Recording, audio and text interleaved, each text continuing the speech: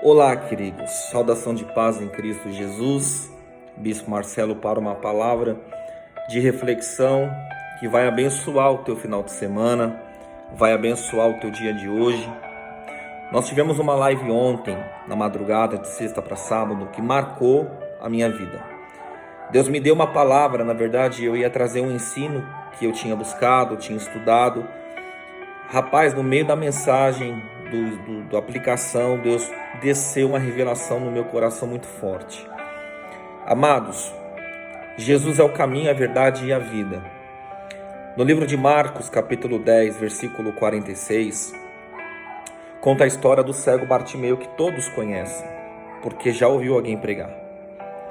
Só que eu queria contar a história deste homem de maneira bem breve e fazer uma comparação daqueles dois homens que estavam indo de Jerusalém até o caminho das suas casas pelo caminho chamado Emaús, em Lucas 24.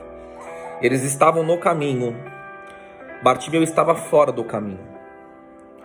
Entenda que não é a dificuldade, não é o problema, não é a circunstância, não é, quem sabe até mesmo a maldição que alguém tentou lançar, porque Jericó estava debaixo de maldição até então, até Jesus passar. Mas com toda a dificuldade, com toda a deficiência de Bartimeu, a história diz que quando Jesus estava passando por Jericó, ele não tinha propósito nenhum de ficar em Jericó. Ele estava passando por Jericó, e o texto vai dizer que então, quando Bartimeu ouve alguém dizer que ele estava vindo, Bartimeu não se limitou, por mais que tinha limitações, e começou a gritar: Jesus, filho de Davi, tem misericórdia de mim. Jesus, filho de Davi, tem misericórdia de mim. Ô bispo, o que é que você quer dizer? Eu quero dizer uma coisa. Bartimeu estava fora do caminho, não tinha vista, não tinha olhos, tinha uma limitação muito avançada, numa escala muito hard, mas mesmo assim, com tudo que ele tinha, ele não desanimou e começou a gritar: Jesus, filho de Davi, tenha misericórdia de mim. O texto diz que então Jesus parou, olhou para trás e mandou chamá-lo. Alguém parece que pega ele e tira da beira do caminho, do estágio e do estado que ele estava mendigando, e coloca ele no caminho em que Jesus estava. Então observe que não importa a maldição que tinha em Jericó, não importa que ele era cego, não importa as impossibilidades humanas que ele tinha, mas ele entende que quem estava no caminho, que ele precisava estar, era aquele que chama as estrelas pelos nomes e conta todas. Era aquele que deu vida a Lázaro após 4 dias. Era o Senhor dos Senhores. Ele reconhece porque ele chama Jesus, filho de Davi. Ou seja, ele estava reconhecendo o senhorio de Deus, o Pai, nele. Então Jesus o coloca no caminho. Agora, vem comigo. Lucas capítulo 24, versículo 13. Vai dizer que 2 homens estavam indo de Jerusalém, de volta para suas casas, de volta para os lares, entristecidos. Agora o que chama a minha atenção é que aqueles homens estavam indo entristecidos, por quê? Porque eles estavam acompanhando o ministério de Jesus o Cristo por 3 anos e meio. Eles viram Jesus dar vista ao cego, eles viram Jesus curar, ressuscitar, purificar os leprosos, os sermões belíssimos, esplendores que Cristo deixou.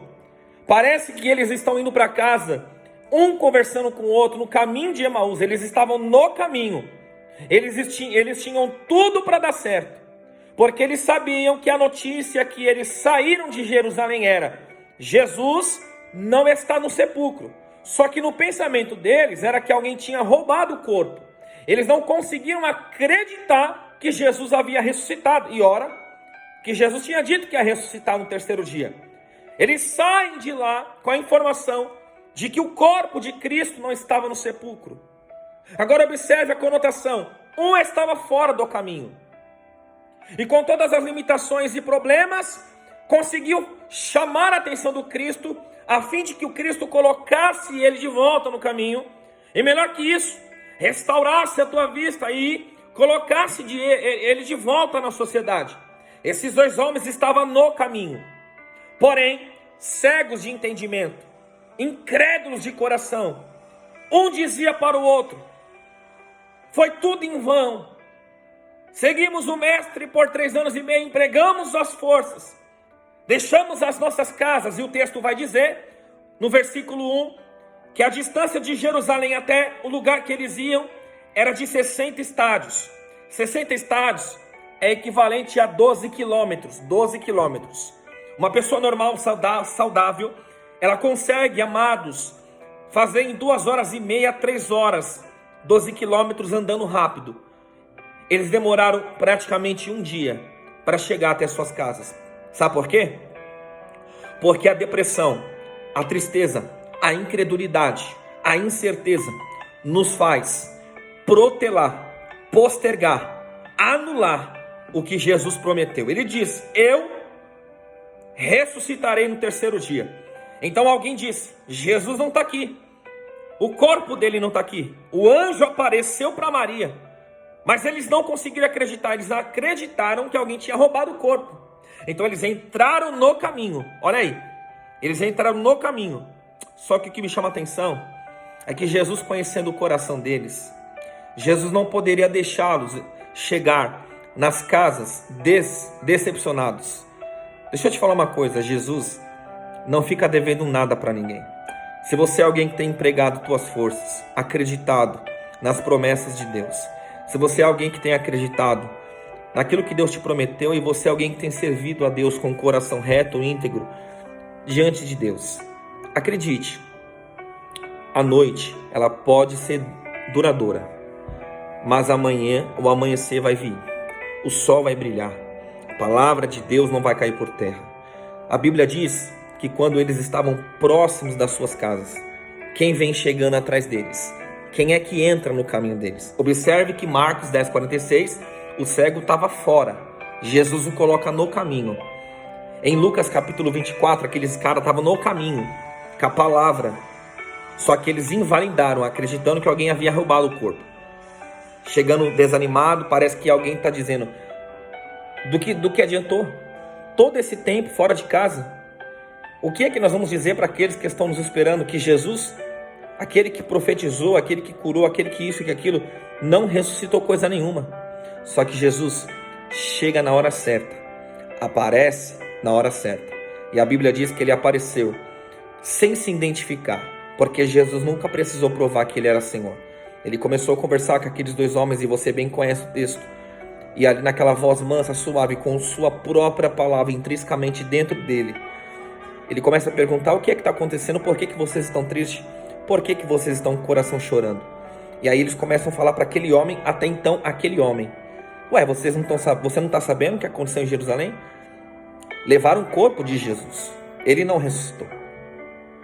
E aí o Senhor começou a indagá-los, né? Mas não se identificou. A Bíblia diz que eles estavam chegando, o que era para acontecer em 2, 3 horas, aconteceu numa tarde inteira. Olha o que a incredulidade faz. Olha o que a incerteza faz. Olha o que o diabo, com uma mente frágil, pode fazer com você. O que era para acontecer em 1 ano, acontece em 10. O que era para acontecer em 1 dia, acontece em 1 mês. Acredite no rema de Deus. Acredite nessa palavra que Deus me deu. Não invalide o que Jesus falou. Ainda que você tenha por tardio, Ele vai aparecer no teu caminho a partir de hoje.